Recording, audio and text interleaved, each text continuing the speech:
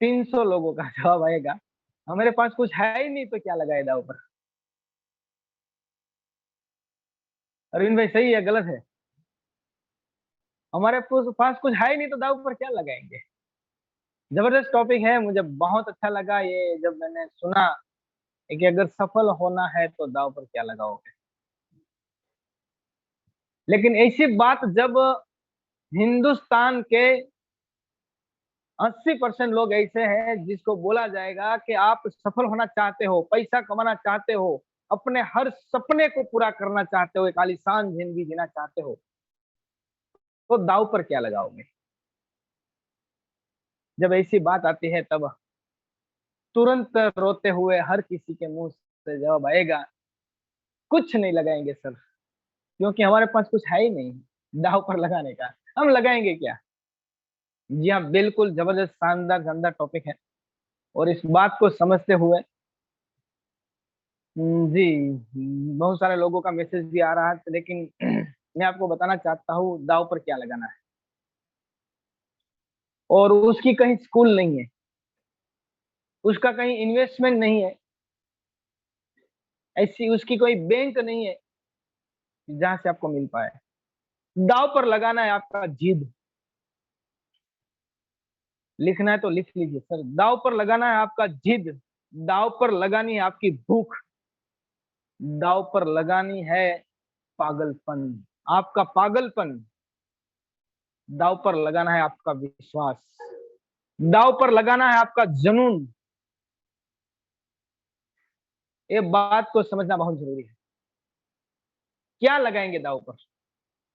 लेकिन दुख की बात तो ये है कि हम दाव पर अपना जिद भी नहीं लगाते, अपना पागलपन भी नहीं लगाते, अपना जुनून भी नहीं लगाते, विश्वास भी कमजोर हो रहा है कभी कभी। मैं आपको कई सारे एग्जाम्पल उसका दे सकता हूँ, कई सारे एग्जाम्पल हैं। जी, वक्त भी है, समय भी है, बहुत सारा है जो दाव पर लगाना है। अभी हमारा समय भी दाव पर लगाना है। क्या आप 70-80 साल की उम्र पे हो जाने के बाद क्या दाव पर लगा सकेंगे अपना आपका समय? नहीं हो सकता। दाव पर लगाना है अपना समय, दाव पर लगाना है अपनी जिद, दाव पर लगाना है अपना पागलपन, अपना विश्वास, अपनी भूख को दाव पर लगाना है, जुनून दाव पर लगाना है। जी, बाकी तो कुछ भी लिख सकते हैं। संबंध भी बहुत सारे लोग व्हाट्सअप कर रहे हैं, बिल्कुल संबंध भी दाव पर लगाना है सर। तो यहाँ मैं आपको कई सारे एग्जाम्पल देने की बात करना चाहता हूँ। सबसे पहले बताना चाहता हूँ, शायद बहुत सारे लोगों ने सुना होगा, सचिन तेंदुलकर जब दक्षिण अफ्रीका के अंदर वर्ल्ड कप खेल रहे थे और अचानक उसके पापा का देहांत हुआ और सचिन तेंदुलकर एक दिन के लिए अफ्रीका से इंडिया आए, उसका अग्नि संस्कार करके दूसरे दिन फिर वर्ल्ड कप खेलने के लिए चले गए। शायद बहुत सारे लोगों को पता होगा, बहुत सारे लोगों ने ये बात सुनी होगी। कितने लोग ऐसे हैं जिन्होंने ये बात सुनी है कि रियल ऐसा हुआ था कि सचिन एक दिन के लिए आए थे। अपना हैंड राइज करके बता सकते हैं, क्योंकि मैं अकेला ऐसा नहीं हूं कि मैं एक आपके सामने बात कर रहा हूं। एक दिन के लिए दाव पर लगाया था सर। जी, बहुत सारे लोग हैं जिनको जिन्हें पता है कि एक दिन के लिए वो आकर फिर चला गया था वर्ल्ड कप की मैच खेलने के लिए। दाव पर क्या लगाया उसने। उसके पास तो बहुत कुछ था, पैसा भी था, नाम भी था, सम्मान भी था, पहचान भी थी, क्या चाहिए था उसको। लेकिन उन्होंने दाव पर लगाया सर, अपना पागलपन को दाव पर लगाया। शायद ऐसी ही एक घटना बनी थी विराट कोहली के साथ भी। और उस समय कोई वर्ल्ड कप की मैच नहीं थी, उस समय रणजी ट्रॉफी की शायद मैच चल रही थी। और रणजी ट्रॉफी की मैच चलते हुए उसके पापा का देहांत हुआ। उसने अपने कोच के पास जाकर पूछा क्या करे। कोच ने कहा दो ऑप्शन है, आप 12-13 दिन जो भी प्रोसेस है वहां रुक जाओ, यहाँ अपनी मैच खत्म हो जाएगी। वहां का एक दिन का कार्य करके फिर आ जाओ, अपनी कारकिर्दी बना लो। और ये भी हम सभी को पता है कि पागलपन है। शायद अनिल कुंबले की बात किया जाए तो उसको मैच खेलते हुए एक बॉलर का बॉल उसके सर पे लगे और उस समय उसको कहीं 12-13 जो चोट लगी थी उस पर, जो उसको सर्जरी करनी पड़ी, और सर्जरी के बाद उसको आराम की जरूरत थी, लेकिन मैच जीतनी थी। और उस समय वो खुद एक बॉल लेते हुए बॉलिंग करने के लिए मैदान में। ये पागलपन है। हमें दाव पर क्या लगाना है? अपना पागलपन को लगाना है सर। पागलपन का मतलब ये है कि हमारे सामने कोई अगर बोल जाने, मैं एक नाम लेकर भी बता सकता हूँ सर। जब मैं डायमंड में काम कर रहा था, जितने डायमंड वाले खास खास सुन सकते हैं, मैं जब डायमंड में काम कर रहा था उस समय मैंने पार्ट टाइम आरसीएम शुरू किया, और मैं कारखाना में ही बहुत सारे लोगों को प्लान दे रहा था चालू चालू में। चाहे कभी हीरा की कमी होती थी, हम 1 घंटे बैठने पड़ता था, तो मैं किसी के साथ बैठकर प्लान देता था। 2 पैर खाने का वक्त मिलता था, मैं कहीं प्लान देता था। जहां जहां जब भी वक्त मिलता था, मैं कारखाना में ही प्लान देता था। लेकिन एक समय की बात है, उस कारखाना में एक मेरा दूर का मामा भी बैठता था। दूर का मामा। और ये बातों में मेरा जो प्लान दिया हुआ बात थी ना, वो टाल देते थे। जिसको मैं प्लान देता था ना, उसको वो बिगाड़ देता था। इसमें एक बात थी, जब मैं किसी को प्लान दे रहा था और ये प्लान देने के बाद वो क्लियर हो गया, और उन्होंने वहां से आवाज दी कि भांजा, आज एक को फंसा दिया क्या? तो मैंने उसको हल्के से पूछा, मैं कि मामा आपके पास कितनी जमीन है, खेतीबाड़ी कितनी है? तो उन्होंने बोला 25 बीघा है। 25 बीघा है। मैंने बोला मेरे पापा को एक भी बीघा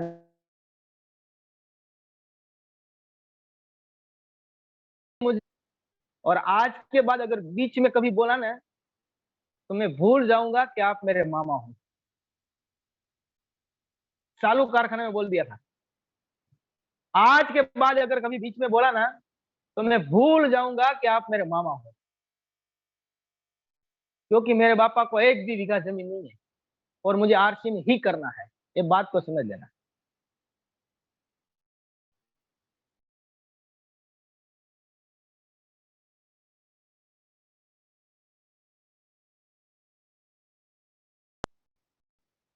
मेरा कि मैं कल पूरा दिन छुट्टी लगा दूं, या दोपहर को 12 बजे जाने देंगे, या मेरा समय है 3 बजे का 2:30 बजे जाने देंगे। आपके हाथ में 3 ऑप्शन है, मेरे हाथ में एक ही ऑप्शन है, मुझे जाना है। आपके हाथ में, मैनेजर ने बोला, मैंने बोला आपके हाथ में 3 ऑप्शन है, पूरी छुट्टी लगा दूं, या 12 बजे जाने देंगे, या 2:30 बजे। आपके हाथ में 3 ऑप्शन है, मेरे हाथ में एक ही है, मुझे जाना है, फाइनल। ये जुनून सवार करना है, जुनून। ये पागलपन सवार करना है अपने ऊपर। सामने कोई भी आ जाए ना, उसको आरसीएम समझना ही पड़ेगा। नॉलेज की जरूरत नहीं है, आपके पागलपन की जरूरत है, आपके जुनून की जरूरत है, आपके अंदर की आग की जरूरत है कि आप किस तरह से उसके सामने बात कर रहे हो। जमशेद सिंह टाटा, शायद नाम सुना होगा बहुत सारे लोगों ने। वो अंग्रेजों के जमाने की बात है, जब एक होटल के अंदर जा रहे थे, और इस होटल के अंदर जमशेदजी टाटा को अंदर एंट्री नहीं दी, अंदर एंट्री नहीं दी। बात है इंडिया की, क्योंकि हमारा देश उस समय गुलाम था। जमशेदजी टाटा ने बोला कि अरे हमारे देश में, हमारी होटल में हमको एंट्री नहीं, हमारे देश की होटल है। बोला नहीं, एंट्री नहीं मिलेगी। अभी इस वक्त केवल यहाँ गोरे लोगों को एंट्री है, आपको एंट्री नहीं मिलेगी। उस समय जमशेदजी टाटा को अंदर से एक आग लगी, अंदर से एक जुनून सवार हुआ, एक पागलपन सवार हुआ, और उन्होंने फैसला कर लिया कि मैं एक ऐसी होटल बनाऊंगा, ऐसी होटल बनाऊंगा कि विदेश से कोई भी व्यक्ति यहाँ आएंगे ना इस धरती पर, तो उसको इस होटल में जाना सपना होना चाहिए कि मुझे इस होटल में जाना है।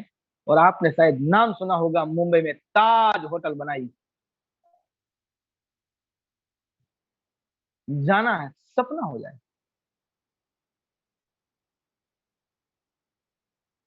तो आज मैं आपको ये बताना चाहता हूँ, ऐसे पागलपन रतन टाटा ने भी, जगुआर के मालिक जो थे ना, उसके पास गए कि उसने बोला मुझे थोड़ा फॉर्मूला बता दीजिए,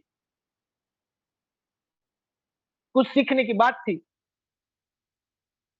तो उन्होंने कहा अगर आपको आता ही नहीं है तो ऐसा कुछ करने की जरूरत ही नहीं है। लेकिन उस समय फैसला किया था, उसके अंदर एक आग लगी थी, और आज जगुआर का मालिक रतन टाटा बन गया। पागलपन, अपने आप को एक पागलपन बना दो, एक जिद अंदर से सवार कर लो।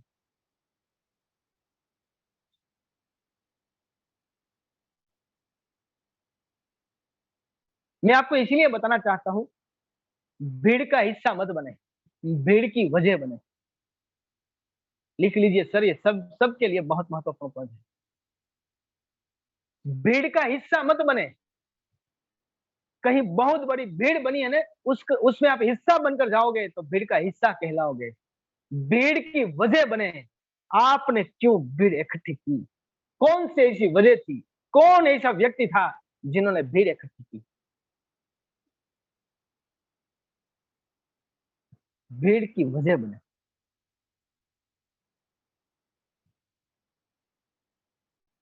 ये मत पूछो कि मेरी मंजिल कहाँ है, ये मत पूछो कि मेरी मंजिल कहाँ है, अभी तो सफर का इरादा किया है, ना हारेंगे उम्र भर यूं ही। ये किसी और से नहीं बल्कि खुद से ये वादा किया है। ये मत पूछो कि मेरी मंजिल कहाँ है, ये मत पूछो कि मेरी मंजिल कहाँ है, अभी तो सफर का इरादा किया है, ना हारेंगे हौसला उम्र भर यूं ही। वो किसी और से नहीं बल्कि खुद से ये वादा किया है। इसीलिए पागलपन करना है हमें, इसीलिए हमें जिद करनी है, इसीलिए अंदर से आग लगानी है। क्या लगाओगे आप?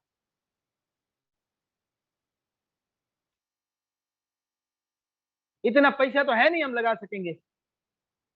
शायद आपने राज कपूर का नाम सुना होगा, जो फिल्म इंडस्ट्रीज में एक अपना नाम दर्ज कर दिया, जिन्होंने जोकर फिल्म बनाई। जोकर, जब जोकर फिल्म बनाई ने, उस समय जोकर फिल्म फेल हो गई, चली नहीं, पूरा पैसा उसका डूब गया। लेकिन उन्होंने दूसरी पिक्चर बनाने की फाइनल किया, सोचा, जिसका नाम है बॉबी। लेकिन उसके पास पैसा नहीं था बॉबी पिक्चर बनाने के लिए, क्योंकि जोकर में पूरा लगा दिया था और सफल नहीं हुई। उस समय उन्होंने बॉबी पिक्चर लगाने के लिए, बनाने के लिए अपना पूरा घर गिरवे रख दिया, अपना आरके स्टूडियो गिरवे रख दिया। सोचिए, अपनी जो भी मिलकत थी वो सारी गिरवी रख दी, क्योंकि उसको बॉबी पिक्चर बनाने का था। अगर समझो उसके दिमाग में ऐसा आया होता कि अगर बॉबी पिक्चर भी फैल गया तो हालात बिगड़ जाएगी, हालात बिगड़ जाएगी। लेकिन मैं आपको बताना चाहता हूं, क्या बॉबी पिक्चर बनाने का फैसला किया, लोन ले ली, सारे गिरवे रख दिया, क्या दूसरे दिन से आवक शुरू हो जाएगी क्या बॉबी पिक्चर की? नहीं होगी। क्या 15-20 दिन के बाद शुरू होगी क्या? नहीं होगी। एक साल के बाद भी नहीं, जब तक वो पिक्चर खत्म नहीं होता, उसका शूटिंग फाइनल नहीं होता, तब तक यार के 2-3-4 साल भी लग सकता है। 4 साल चलने के बाद भी 1 रुपए की उम्मीद नहीं, केवल ब्याज भरना है, रिस्क उठाया है, गिरवे रखा है, अपना पूरा दाव लगा दिया है जिंदगी का। हम क्या लगाएंगे? क्या है हमारे पास कुछ लगाने का? अरे कभी कभी हम तो 10 टिकट एडवांस लेने की बात करते हैं ना, दिमाग हिल जाता है। 10 टिकट एडवांस।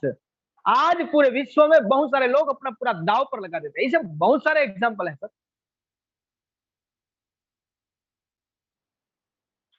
शायद अमिताभ बच्चन जब पहली बार इस फिल्म इंडस्ट्रीज में जो आए ना, जब उसकी आवाज को रिजेक्ट किया गया था, क्या आपकी आवाज है ना गद्दे जैसी है, लेकिन उन्होंने अपने आप को दाव पर लगाया। एक जुनून, एक आग, एक विश्वास, पागलपन दाव पर लगाया। और आज हम सबको पता है सर, अमिताभ बच्चन की आवाज को डबिंग किया जाता है कई सारे ऐसे थिएटर में, कई ऐसे प्रोग्राम में, कई ऐसे म्यूजियम में उसकी आवाज को डबिंग किया जाता है, जहां इस दिन उसकी एक दिन उसकी आवाज नहीं चल रही। बात इतना ही नहीं, इतने शिखर पर जाने के बाद जीरो होया, जीरो हो गया, और फिर उन्होंने अपनी ताकत को दांव पर लगाई, अपनी इमेज को दांव पर लगाई, अपने पागलपन को दांव पर लगाई, और केबीसी शुरू किया, कौन बनेगा करोड़पति। यहाँ बहुत सारे ऐसे हैं कि केबीसी लगा सकते, केबीसी में नंबर भी नहीं लगा सकते सर, हम उतना भी रिस्क नहीं लेते।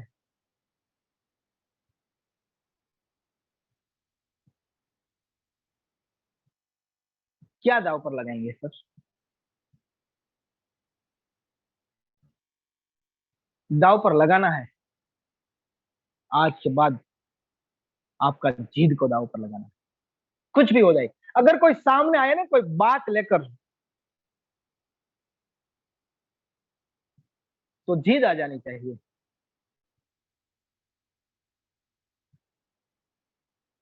शायद मैं एक और भी एग्जांपल दे सकता हूँ, बहुत सारे लोग जानते हैं, भावेश भाई वसानी, जिन्होंने इस बिजनेस को शुरू किया, उस समय उसके परिवार उसकी बात को नहीं मान रहे थे। भावेश भाई रोज रात को प्लान देने के लिए जाते थे, रोज शाम को प्लान देने के लिए जाते थे, रात को देरी पे आते थे।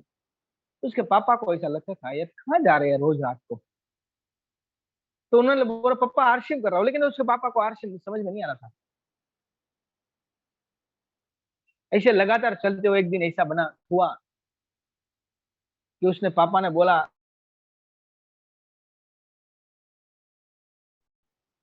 गेट पर ताला लगा दिया। की बात है जब भावेश भाई की उम्र 18-19 साल की थी, एकदम छोटे बच्चे,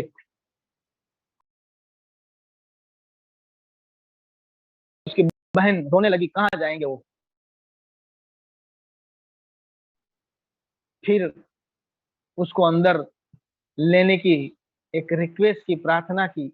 आखिरकार उसके पापा ने जो भी प्रोसेस थी वो प्रोसेस पूरी करके अंदर तो ले लिया, लेकिन फिर उन्होंने एक ऐसी जिद, ऐसा पागलपन सवार किया कि उसके पापा के दिमाग में भी आरसीएम को बिठा दिया। लेकिन मैं इसलिए बताना चाहता हूं, एक दिन ऐसा हुआ सूरत में, विराटनगर आरसीएम बाजार पर एक व्यक्ति आरसीएम के बारे में कुछ गलत बोल रहा था, और उस समय भावेश भाई के पापा ने उसके कॉलर पकड़ के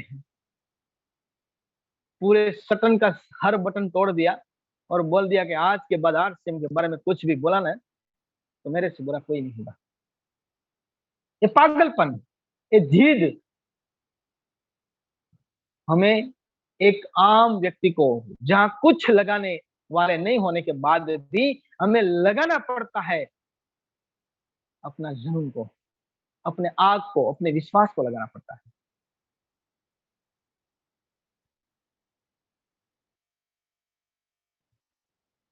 एक बार एक स्टोरी बताना चाहता हूँ। एक बार दो राजा के बीच में युद्ध होने की तैयारी थी, और उस समय एक राजा कमजोर था और एक ताकतवर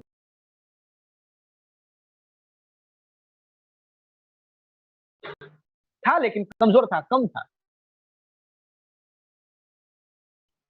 पर युद्ध होने वाला है, और युद्ध 3 दिन के बाद शुरू हो जाए, हमारे पर अटैक हो जाएगा।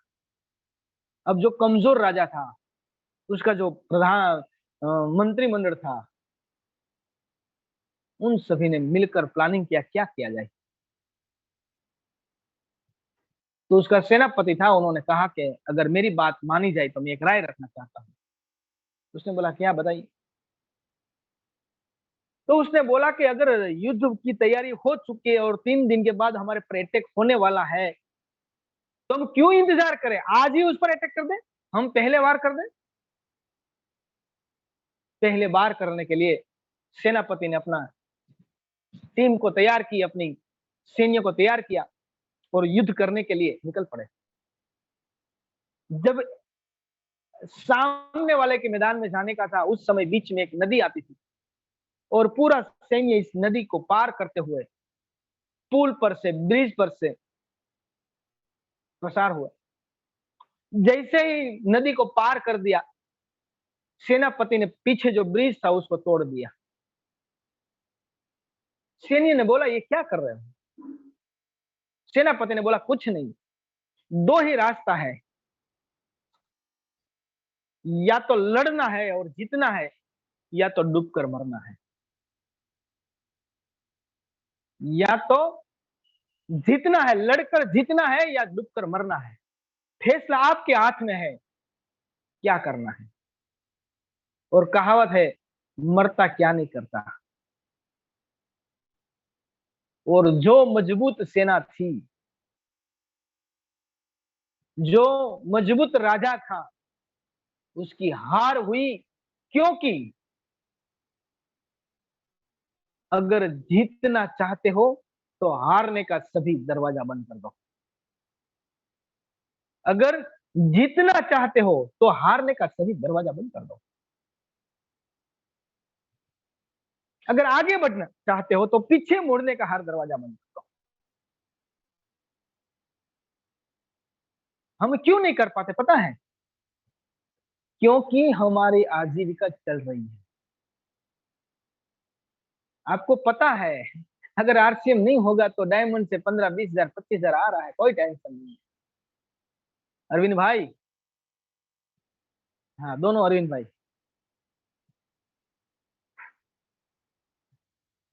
क्योंकि पीछे मुड़ने का रास्ता है हमारे पास,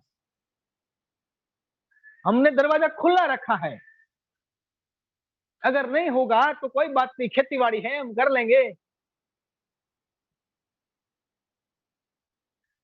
अगर कुछ नहीं है तो पापा का बिजनेस है, संभाल लेंगे। ऑप्शन खुला है। दाव पर क्या लगाओगे भाई, क्या लगाओगे दाव पर। मैंने कहा ना, मैंने अपने मामा को इसलिए बोला था कि एक भी बीघा खेती बाड़ी नहीं थी। मैंने बोल दिया कि मेरे पापा को एक भी बीघा, एक भी एकड़ खेती बाड़ी नहीं है। अगर आज के बाद बीच में बोला ना तो मैं भूल जाऊंगा कि आप मेरे मामा हो। उसके बाद आज तक बीच में नहीं आया। 15 साल हो गया। कितना हो गया?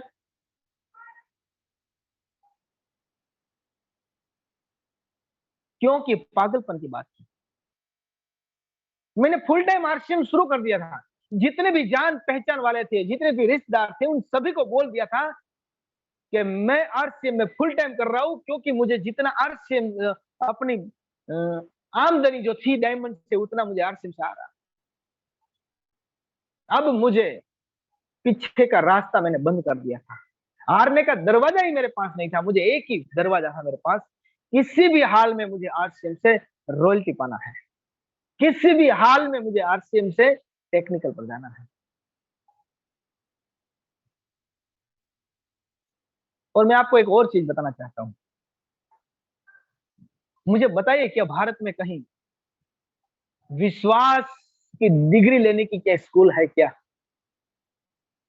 क्या आप स्कूल में पढ़ाई करने के बाद आपको विश्वास नाम की एक डिग्री मिल जाएगी?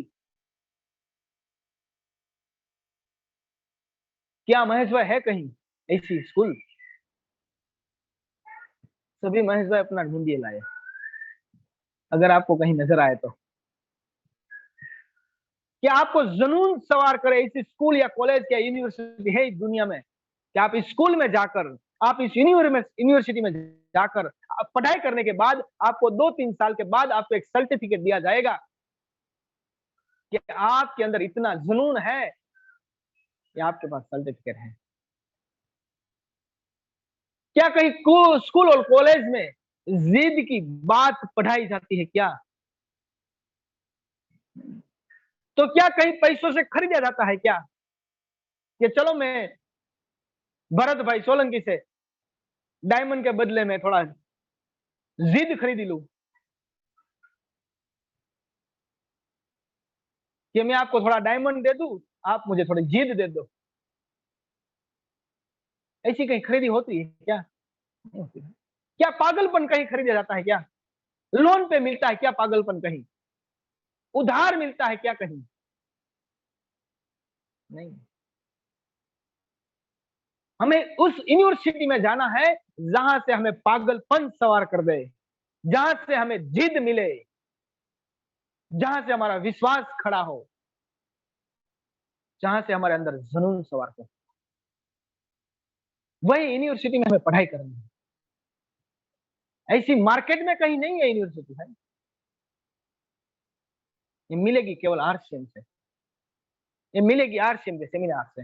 ये मिलेगा आपको आरसीएम की अपलाइन से, आपकी अपलाइन से। ये खरीदने से कहीं नहीं मिलती भाई। हमें खुद उस पर एहसास करना पड़ेगा, अनुभव करना पड़ेगा। अगर पानी में तैरना सीखना है ना, तो पानी में उतरना पड़ेगा। अगर मैं पानी में उतर कर तैरना सीख जाऊं, या आप भी सीख जाओगे, ऐसा जरूरी नहीं, आपको उतरना पड़ेगा। बाहर रहकर कुछ नहीं होता।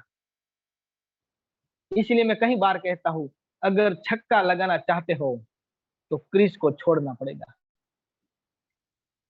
अगर छक्का लगाना चाहते हो तो क्रीज को छोड़ना पड़ेगा।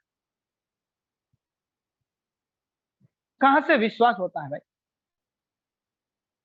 जब हम मार्केट में कहीं मिठाई खरीदने के लिए जाए, काजू कतरी, पेंडा, जो भी हम बोलते हैं, एक दुकान पे हमने काजू कतरी या बर्फी लेने की प्लानिंग की। दुकान पे गए, हमने बोला सर हमें बर्फी चाहिए, पेंडा चाहिए।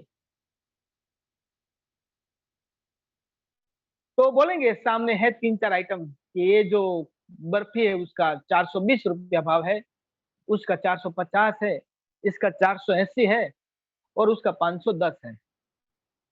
हम चारों के ओर अपनी नजर को घुमाएंगे, फिर हम बोलेंगे सर थोड़ा टेस्ट करवाइए। क्योंकि विश्वास कब होगा कि हमें 510 वाली लेनी है, या 480 वाली लेनी है, या 430 वाली लेनी है? चारों में से टेस्ट करने के बाद हम बोलेंगे कि सर मुझे 510 वाली दे दो या 480 वाली दे दो। सही है दाम जी भाई?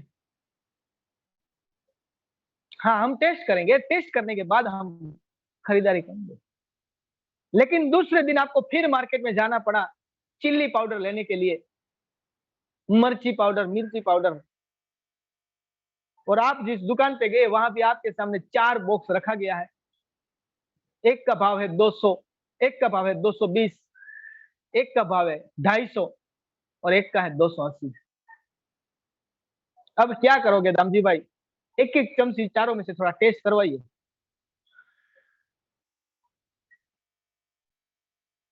क्या हो सकता है टेस्ट एक एक चमची का? नहीं होता। हमें विश्वास करना पड़ेगा, हमें विश्वास करना पड़ेगा।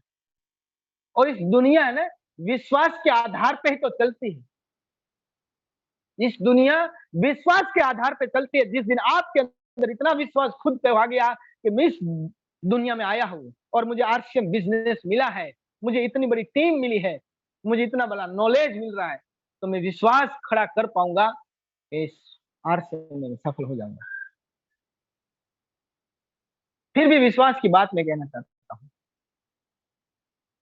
एक परिवार में एक छोटा सा बच्चा, चाहे 6 महीने का हो, जिसको समझ में नहीं आता, बोलना नहीं आता, लेकिन धीरे धीरे धीरे वो बड़ा होता है और अपने मुंह से पहला शब्द निकलता है माँ, बा। और उस समय इस 1 डेढ़ साल के बच्चे को पता ही नहीं है उसकी माँ कौन है, उसके पापा कौन है, उसका दादा कौन है, उसका मामा कौन है। लेकिन हर व्यक्ति उस बच्चे को कहता है कि ये तेरा दादा है, ये तेरे पापा है, ये तेरे मामा है, ये तेरे बुआ है। एक 2 साल का बच्चा इस बातों पर भरोसा कर लेता है और जिंदगी भर किसी ने बताई हुई चीज को हमेशा वो पापा, माँ, दादा, मामा, बुआ, जो भी, एक विश्वास कर लेता है। पूरी जिंदगी विश्वास करते हैं सर। किसी ने बताया कि ये है मामा, हमें क्या पता था। तो आज मैं आपको बताना चाहता हूं सर, हमें कहीं खरीदने से नहीं मिलेगा विश्वास, हमें कहीं उधार पे नहीं मिलेगा पागलपन, हमें कहीं लोन पर नहीं मिलेगी भूख, हमें ना तो कहीं रास्ते में भटकते हुए कोई देगा जुनून। इसके लिए हमें अंदर से लगाना पड़ेगा। क्या है लगाने के लिए आपके पास? जमीन तो नहीं लगाएंगे आप। अरे कम से कम अपना समय तो लगाइए, रात को 2-3 घंटा अपना समय तो लगाइए आरसीएम में। लेकिन जब छुट्टी होती है तो बोलते हैं जीजा के घर जाना है, साले के घर जाना है, मामा के घर जाना है, एक दिन छुट्टी मिली है, घूमने के लिए जाना है। क्या करेंगे हम? अगर हमारे पास, आज लिख लीजिए सब डायरी में, अगर हमारे पास लगाने के लिए कुछ नहीं है, कहीं हम अपना घर गिरवे लगाकर अपनी जिंदगी को बेहतर नहीं बना सकते, अपनी खेती बाड़ी को लगाकर हम गिरवे रखकर हम लोन पे कहीं अपना इतना बड़ा इन्वेस्टमेंट करके अपनी जिंदगी को बेहतर नहीं बना सकते, अगर हमारे पास लगाने के लिए कुछ नहीं है, तो सफल होने के लिए क्या लगाओगे? लिखिए, मैं आज के बाद सफल होने के लिए मेरी जिद लगाऊंगा, मैं इतना जिद्दी होऊंगा, इतना जिद्दी हो जाऊंगा कि जब तक मेरी रॉयल्टी या टेक्निकल ना आए ना, तब तक सामने चाहे कोई भी आ जाए, उसकी मजाल नहीं है कि मुझे अपने रास्ते को भटक दे। ये जिद सवार कर लीजिए आपके अंदर।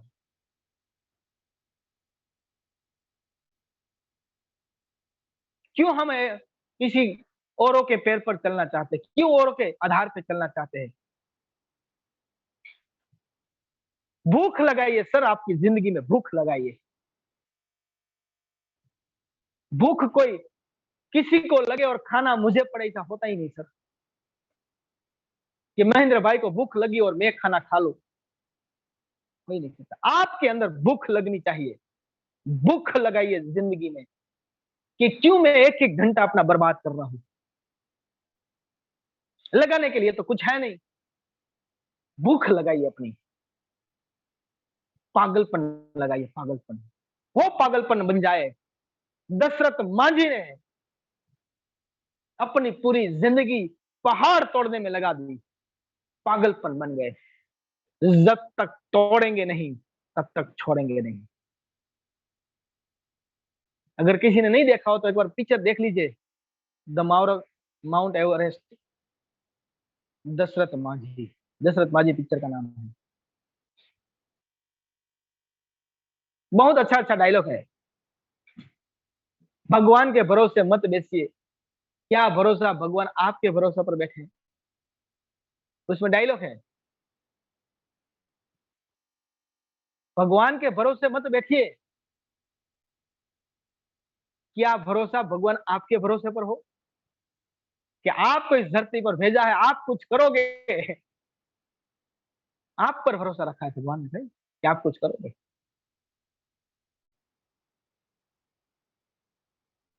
बहुत ही जबरदस्त। मैंने पिक्चर देखा, पहली बार नाम सुना दशरथ मांझी का, उन्होंने फाइनल कर दिया था, इस पहाड़ को तोड़ेंगे, रास्ता बनाएंगे। जब कोई टेक्नोलॉजी नहीं थी, कोई सपोर्ट नहीं था, दशरथ मांझी को कोई जानता भी नहीं था, इतना गरीब परिवार से था, लेकिन अपने अंदर एक जिद, एक पागलपन, एक भूख, एक जुनून सवार किया कि पूरी जिंदगी भी क्यों दाव पर ना लगाने पड़े, मुझे यहां से रास्ता बनाना है। जब पहली बार सुना तो मुझे पिक्चर देखने की इच्छा हुई। मैंने पिक्चर देखा, अंदर से एक चाहत लगी कि क्या रियल वाकई में घटना है या केवल पिक्चर बनाया गया है। तो समझ में आया कि रियल में घटना बनी है इस दुनिया देश में, बिहार में। मैं बिहार गया, स्पेशल वो जगह देखने के लिए गया जहां उन्होंने पहाड़ तोड़कर रास्ता बनाया। आज भी उसके नाम पे गांव है, उसके नाम से गांव माना जाता है, जाना जाता है। हॉस्पिटल बनी है उस गांव में, उसके नाम के आधार पर हॉस्पिटल बनी है, उसके आधार पे बस स्टैंड का नाम बना, उसके आधार पे स्कूल है, वहां उसकी प्रतिमा लगाई गई है सर। एक गरीब परिवार का दशरथ मांझी, जिन्होंने एक पागलपन सवार किया, एक जिद सवार की, एक विश्वास खड़ा किया सर, कुछ भी हो जाए हम पहाड़ को तोड़ेंगे। क्या क्या बताओ, बहुत कुछ है इस दुनिया में।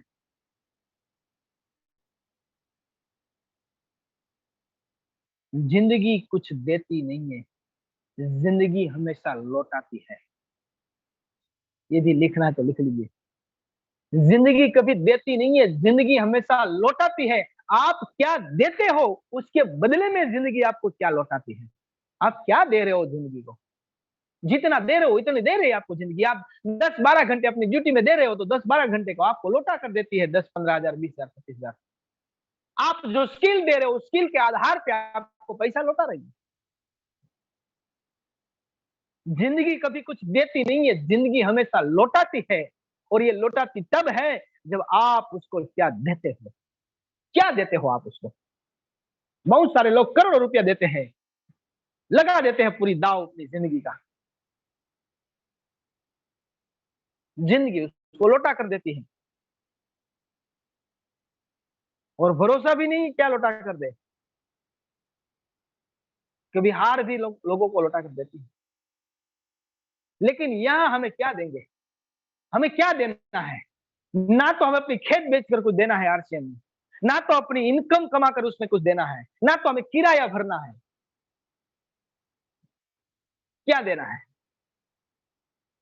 क्या लौट कर आप लेना चाहते हो।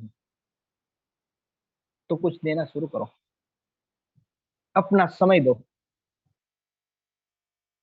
अपना घूमने फिरने का समय दो, अपने सोने का समय दे दो, यहाँ अपनी एंजॉय करने का या मोबाइल में जो मौज मस्ती करने का समय दे दो। तो माफी चाहता था, एक वीडियो दिखाना चाहता था लेकिन पावर नहीं होने के कारण मैं एक वीडियो नहीं बता पाया। फिर मौका मिलेगा बताऊंगा। जबरदस्त टॉपिक। तो उम्मीद करता हूँ यहाँ मेरे सामने जितने भी साथी हैं करीबन 380 के आसपास लोग हैं, वो 380 लोगों को कहना चाहता हूँ सर, आज अपनी डायरी पे लिखिए क्या लगाना चाहते हो आप आरसीएम में, क्या लगाओगे। अरे कम से कम उतना तो पैसा लगाइए जितना आरसीएम दे रहा है और आप पार्ट टाइम कर रहे हो, इतना तो लगाइए। कितना? अगर आप फुल टाइम कर रहे हो तो बात अलग है कि आपको आधा घर में चाहिए, लेकिन अगर आप पार्ट टाइम करना करते हो, अगर जिंदगी में कुछ बड़े सपने अचीवमेंट करना चाहते हैं, जिंदगी में कुछ बड़ा बनना चाहते हैं, अपना नाम और पहचान बनाना चाहते हैं, आपके नाम की कहीं प्रतिमा बने, आपके नाम की कहीं स्कूल बने, आपके नाम के कहीं गेट बने, आपके नाम के कहीं रोड बने, तो अपने आप को कुछ देना शुरू करो, समय देना शुरू करें, जीत दीजिए अपनी, अपना विश्वास दीजिए, अपना जुनून सवार करिए, पागलपन बन जाइए पूरी तरह से। इस दुनिया में उन्होंने ही इतिहास रचा है जिन्होंने पागलपन सवार किया है।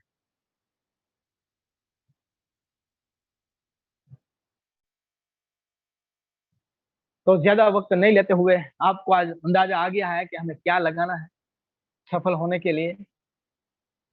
मुझे तो पूरा पूरा भरोसा है कि आप अपनी जमीन तो नहीं लगाओगे, अपनी मिल्कत भी नहीं लगाओगे, कहीं लोन लेकर भी नहीं लगाओगे, ये तो मुझे पक्का भरोसा है।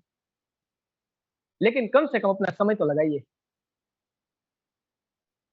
अपना विश्वास तो लगाइए, कम से कम अपना एंजॉय करने का जो समय है मैं मानता हूँ कि छुट्टी का दिन है आज, वो लगाइए सर। और आज आपके सामने जितने भी सफल नजर आ रहे हैं, मैं केवल आरसीएम की बात नहीं कर रहा हूँ, पूरे विश्व में जितने भी लोग आपको सफल नजर आए ना, उसको पूछिए क्या लगाया था, बोलेंगे पागलपन लगाया था, पागलपन, समय लगाया था। 18 घंटा लोगों ने समय लगाया सर, 20-20 घंटा लोगों ने समय लगाया है। और मैं तो यहां तक कहना चाहता हूँ, आपको आरसीएम में आ रही नहीं इनकम, वो इनकम भी लगाइए सर, जो आ रही है वो तो लगाइए कम से कम, उसको कहीं फिट ना कर दिए जहां से आपका सपना भी कहीं फिट हो जाए। सपने को हिट करना है तो अपने आप को भी हिट कर दो। थैंक यू, धन्यवाद। जय आरसीएम। कल फिर मिलेंगे सुबह